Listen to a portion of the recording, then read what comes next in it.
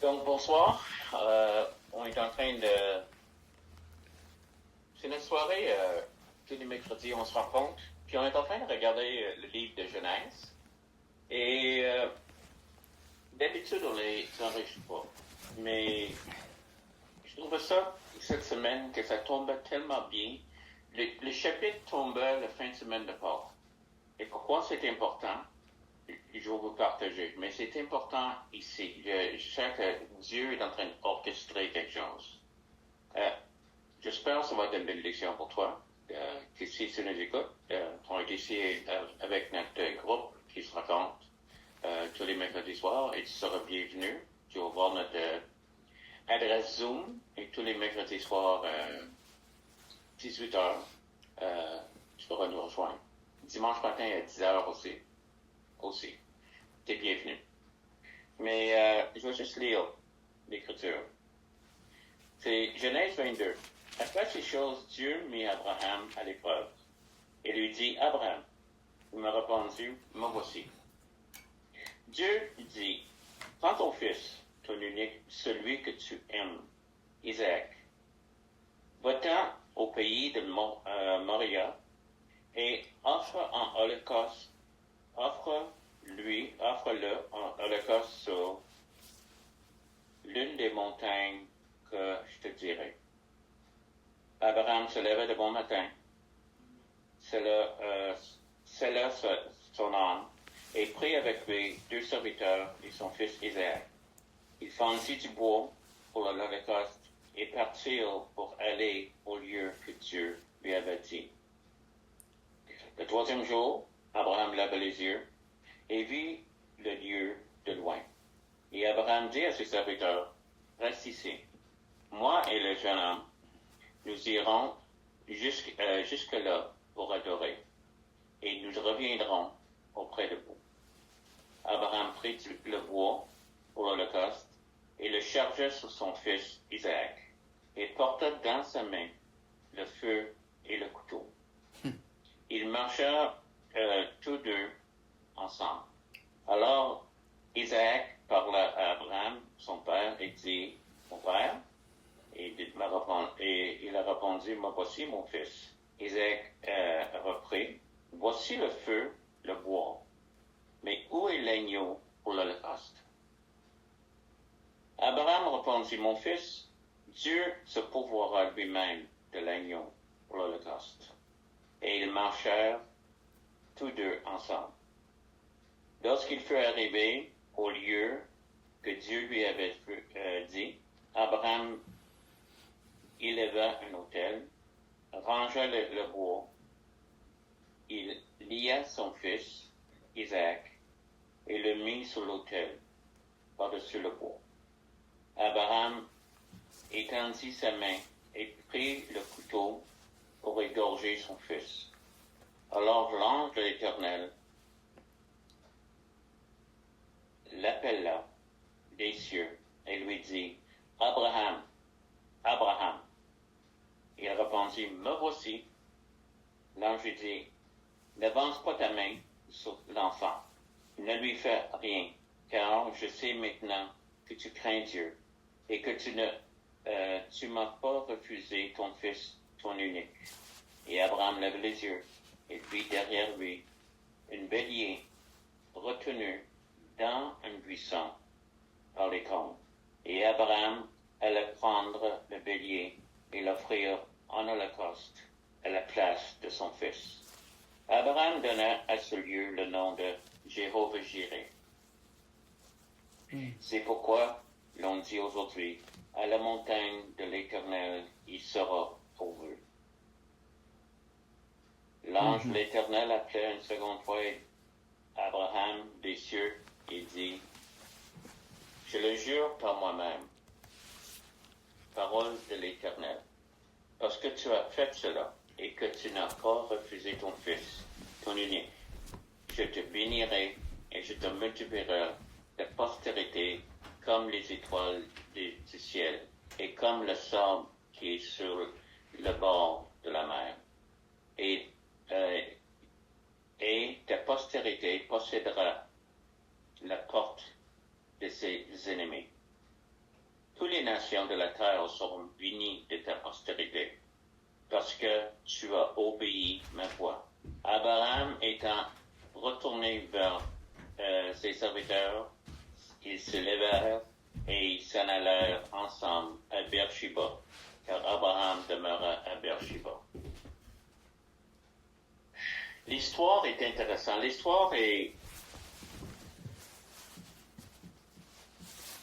Qu'est-ce que la Bible dit? C'est que beaucoup de l'Ancien Testament, c'est une ombre. C'est une ombre des choses à venir.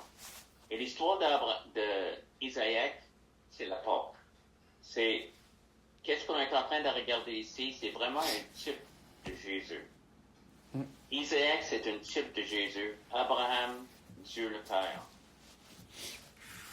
Et c'est important qu'on voit à quel point Dieu sait qu'est-ce qu'il fait. Il est en train de demander quelque chose qui a l'air vraiment, c'est out sens. Abraham a attendu 25 ans pour voir Isaac. Finalement, sa femme a conçu. Et ils ont eu le bébé. Et la raison qu'il l'appelait Isaac, parce qu'il était tellement heureux, donc Isaac, ça veut dire rire. Il était rempli de joie. Il croyait pas qu'est-ce qui est arrivé. Lui a eu son enfant à 100 ans, sa femme avait 99 ans, 90 ans, excuse-moi. Et du miracle, c'est incroyable. Puis l'enfant a grandi. Et maintenant, cette centre de tout leur espoir. Parce que c'était incroyable. Pour le peuple de ce temps-là, le plus important, c'est d'avoir une postérité. D'avoir quelqu'un à qui tu pouvais laisser ce que tu as reçu de Dieu. C'était tellement important pour eux. Et Dieu arrive, puis il se dit qu'il a mis Abraham à l'épreuve. Tu parles d'une épreuve. Donc, on va revenir sur la première phrase, c'est après ces choses. Mais il y a une chose qu'on voit. J'ai vu un couple de films. La Bible, c'était un des films. C'était correct. Je l'ai vu, je pense que les années 60. Donc, ils ont créé un film, et c'est bon, tout ça.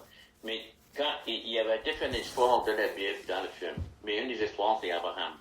Et le moment ici, c'est qu'Abraham ne peut pas croire ce que Dieu est en train de parler, puis il hésite, puis il argumente, puis tout ça. C'est pas ça que la Bible dit. En même temps, je suis certain qu'Abraham est comme écrasé par qu'est-ce que tu sais, écrasé.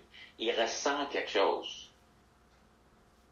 Mais l'autre côté d'Abraham a vécu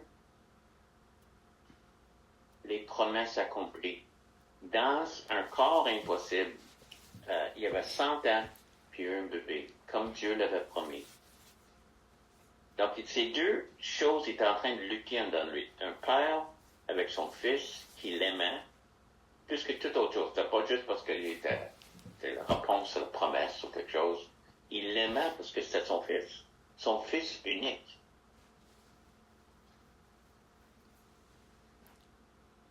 Donc, il est venu à comprendre qui était Dieu. Il y avait une foi en Abraham ici, qui est incroyable. Abraham, c'est le père de la foi. C'est ce que la Bible dit. Là, on comprend. Parce que souvent, dans la vie d'Abraham, avec les autres choses qui sont arrivées, on voyait un peu de manque de foi. Et c'est juste à réaliser, c'est que la foi se développe. Le plus qu'on connaît quelqu'un et qu'on a confiance en quelqu'un, le plus que notre foi dans la personne, ou l'opposé, si la personne n'est pas à la hauteur, on manque de confiance. Et j'ai parlé dernièrement, même une des vidéos que j'ai faites, c'est quoi la foi? Mais c'est vraiment d'avoir une ferme assurance. Une ferme assurance des choses qu'on ne voit pas. Et Abraham a l'air qu'est-ce qu'on sait ici? Peut-être qu'il y avait plus qui se passait que ça.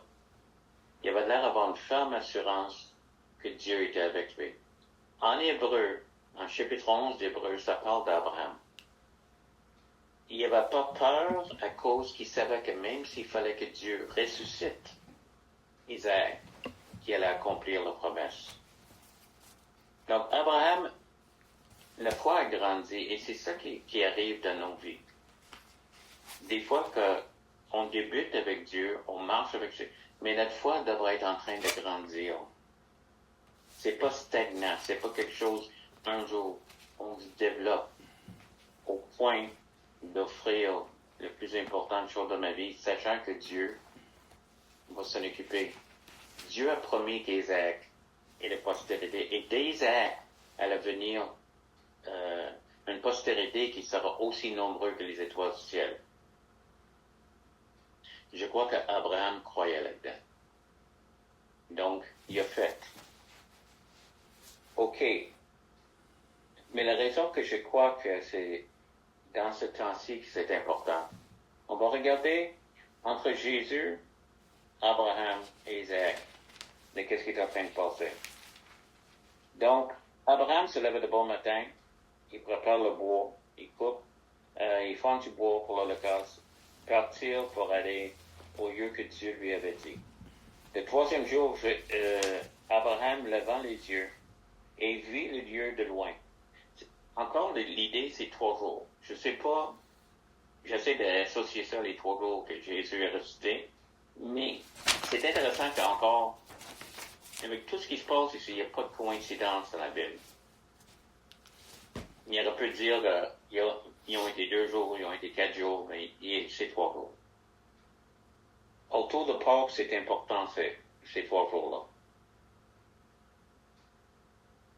Il dit à ses serviteurs, restez ici avec l'homme, moi le jeune homme, nous irons jusque pour adorer et nous reviendrons auprès de vous. Je ne crois pas comme Abraham est menteur.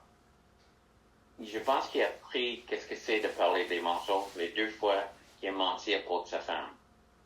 Comme j'ai dit, il y a des choses qui développent en nous. Il commence à être... Je crois que c'est la foi d'Abraham qui parle ici. Qu'est-ce que je crois ou non? Et peut-être... Il y a quelque chose qui a grandi en Abraham, qui est profond dans Abraham.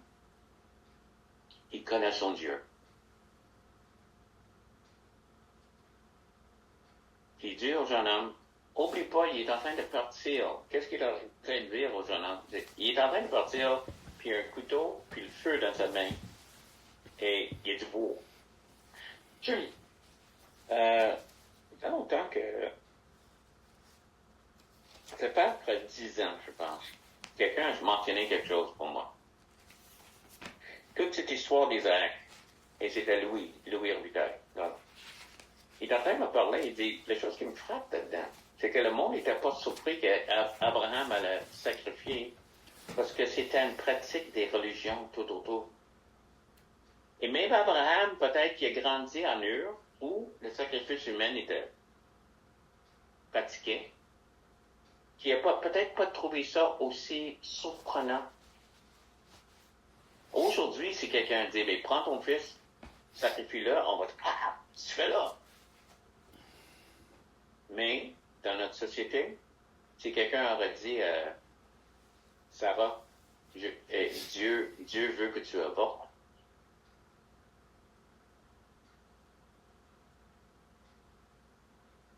ton enfant, c'est un peu commun. Dans le temps d'Abraham, les sacrifices humains étaient pour les dieux, étaient communs. Donc, les serviteurs et toute personne est en train de s'inquiéter. Ça se peut qu'ils ne savent pas qu'est-ce qui se passe. Mais ça se peut qu'ils savent. Surtout quand ils voient le couteau, le feu et le bois. Maintenant, Isaac dit, Who is Je vois le feu, je vois le bois. Où est le sacrifice? J'ai vu un cartoon un jour, puis là-dedans, Isaac est en train de dire où est le sacrifice? Et Abraham disait dans le cartoon non, il est en bas. Pas en bas, tu me dis où est le sacrifice? Je trouve ça drôle, excuse-moi. C'est drôle de sens, oui. C'est comme si Isaac a fait comment, tu sais, ça. Il commence à réaliser oh, c'est qui le sacrifice? En tout cas. Abraham dit écoute, mon fils, Dieu va pourvoir. Il arrive là. Lorsqu'il fut arrivé à le lieu que Dieu lui avait dit, Abraham, il élevait un autel, okay, rangea le bois, okay, et liait Isaac, qui représente Jésus. Pourquoi? On va retourner vers le verset 1. Après ces choses, quelles choses? Mais si tu vas un peu dans les chapitres d'avance,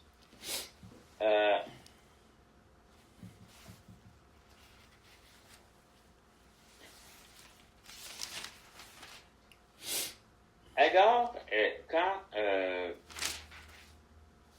Isaac avait après 3 ans, il y avait un problème avec Ishmaël et Isaac. Donc, Sarah a fait que Abraham chasse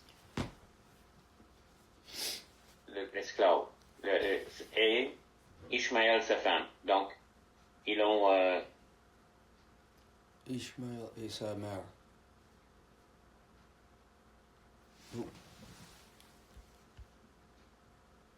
Donc, ils sont partis.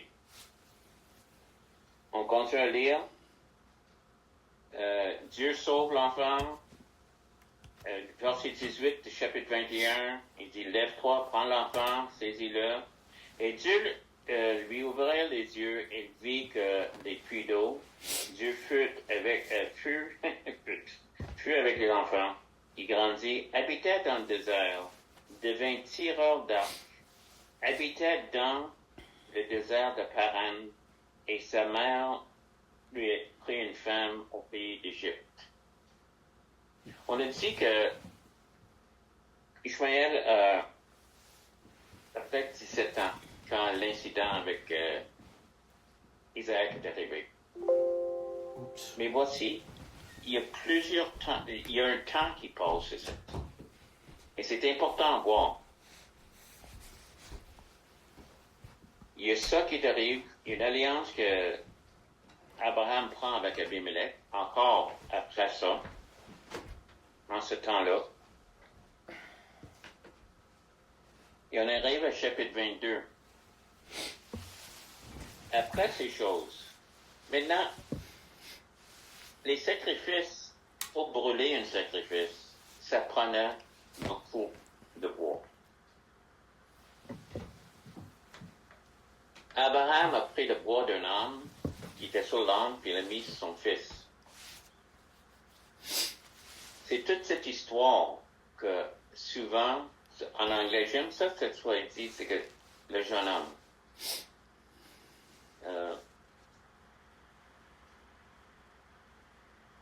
Où est-ce qu'il dit ça? Verset 5. 5? Oui. Ouais, le jeune Et homme. Aaron dit, c'est ça, ok, il reste là, ok, adoré. Après le bois de l'Holocauste, il chargea son fils, c'est ça. Le jeune homme. Moi, le jeune homme. Ok, good. Parce qu'en français, c'est plus exact. En anglais, souvent, on pense que c'est un petit gars. Autrement, Isaac, il n'y a pas grand choix là-dedans. Il est en train d'aller, mais il y a tout, c'est après ces choses-là, après que, même que Ishmaël est établi comme qui il est adulte, il est marié, il y a tout ça, il y a du temps qui a passé. Donc, jeune homme, ou il y en a du monde qui pense qu'il est adolescent, mais est assez fort pour porter le bois. Et avec un homme âgé d'au-dessus de 100 ans. Donc, si on a raison, il est 118 ans, 117 ans, 120 ans, si c'est ça le... OK? Si Isaac ne voulait pas être sacrifié, s'il n'aurait pas été coopératif là-dedans, il acceptait aussi le rôle. Et c'est pour ça qu'il représente Jésus. Jésus s'est laissé faire. Il dit, j'aurais pu avoir 6 légions pour me délivrer. Mais non, c'est la volonté. Il se laissait faire. Avec confiance totalement dans son Père, mais dans son Père céleste. Probablement, c'est ça qu'Isaac avait une relation profonde avec Dieu aussi. Mais tous les deux obéissent Dieu. Mais le Père, Abraham, représente Père Dieu. Mais Isaac aussi est là-dedans. Il représente Jésus. Qui s'est laissé faire. Encore en hébreu, ça dit, même s'il fallait que Dieu le ressuscite, Abraham a dit, je crois que Dieu. Il aura fallu que Isaac aussi croit quelque chose. Il ne sera pas laissé faire. Il ne sera pas laissé mettre. Et c'est intéressant aussi. Qui a porté le bois du sacrifice? Isaac. Qui a porté sa croix? Jésus. Il y a mention de 3 jours. Toutes ces choses-là. Et d'une certaine façon, Isaac est ressuscité. Ils sont en train de nous parler, ils sont en train de toujours dire, depuis Genèse, qu'est-ce qui allait arriver un jour? C'est pas une coïncidence que Jésus et tout est arrivé. Le mont Moria, où Dieu a dit, ils vont, c'est là où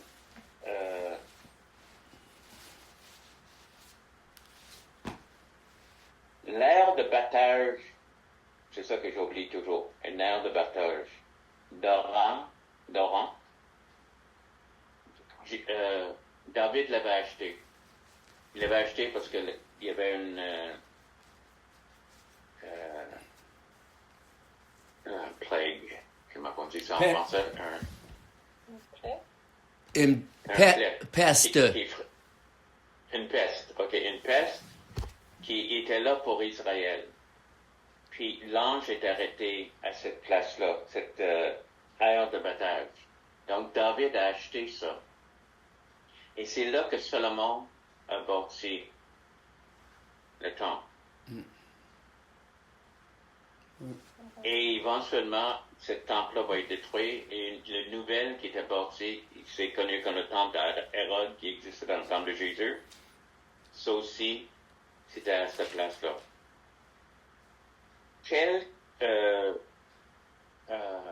Il dit, sur un des côtes, une des collines, tu vas offrir le sacrifice. Il y a du monde qui pense que c'était exactement sur Golgotha. Mais il n'y a pas de preuve de ça. Mais c'est plus qu'une coïncidence que c'est arrivé que Moria, c'était à Jérusalem. Autrement, Dieu est en train de nous parler à travers tout ça de qu'est-ce qui allait arriver un jour. Et là, le même Dieu a pourvu, j'aime ça, il a pourvu un sacrifice, exactement comme on peut dire Abraham, ce qu'il a dit. Et Abraham donnait le nom de Jéhovah-Jireh, qui va dire mon Dieu pourvoira. Et qu'on a besoin de ça, de savoir qu'il va pouvoir au-delà. Il y a quelque chose qui est en train d'arriver. Et qu'est-ce que Dieu veut qu'on comprenne avec le peuple? Que Jésus s'est laissé faire. Que son Père a tant aimé le monde qu'il a donné son Fils unique. afin que quiconque croit en lui ne périsse point, mais qu'il ait la vie éternelle. Et tous ceux qui veulent le recevoir, parce que Jésus était, il n'a pas arrêté, il était sacrifié. Exactement comme Isaac était supposé être un sacrifice réel, mais il ne l'a pas fait. Jésus était. Et la raison qu'il est mort, c'est pour nos péchés, pour nous sauver, mais aussi nous donner le salut. Le salut inclut corps, âme, esprit de tout le monde. C'est tellement plus que juste un jour on va au ciel. Mais dans ta vie, il veut transformer. Quand il s'est levé de là, quand Isaac est levé de là, quand ils ont offert le sacrifice, après ça, Dieu les promet encore les mêmes choses de ta postérité. Toutes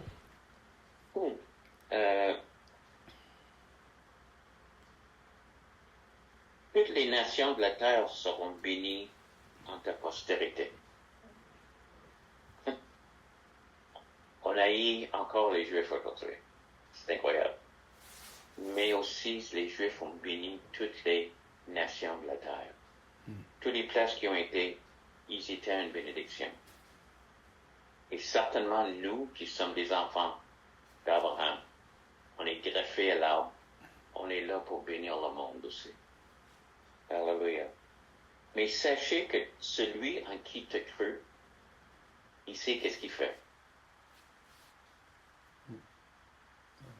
C'est quelqu'un qui il planifie pas le futur. Il sait exactement ce qui va arriver dans le futur. OK? Et il est prêt. Il est en train de nous parler du futur dans le temps d'Abraham. Et des centaines d'années plus tard, on a la vérité qui est arrivée. C'est Pâques. Et qu'est-ce qui est arrivé à Pâques est tellement incroyable. C'est le temps de libération, c'est le temps de restaurer. Christ a vaincu le monde et l'enfer. Christ a vaincu le monde pour toi, mais aussi, il est mort afin que toi, tu peux recevoir. Et la première chose après sa mort, le rideau était déchiré afin que tu puisses libre entrer dans la présence de Dieu.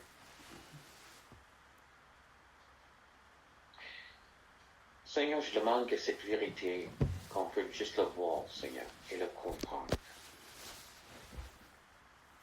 Et je demande à tout le monde qui est en train d'écouter maintenant, qu'il peut voir que tu as fait ça pour nous. Isaac était un exemple, mais Jésus était pour qui l'exemple était fait, afin qu'on reçoive Jésus, qu'on voit et qu'on laisse agir dans nos vies la plus grande victoire qui ait jamais été. Merci Jésus. Amen.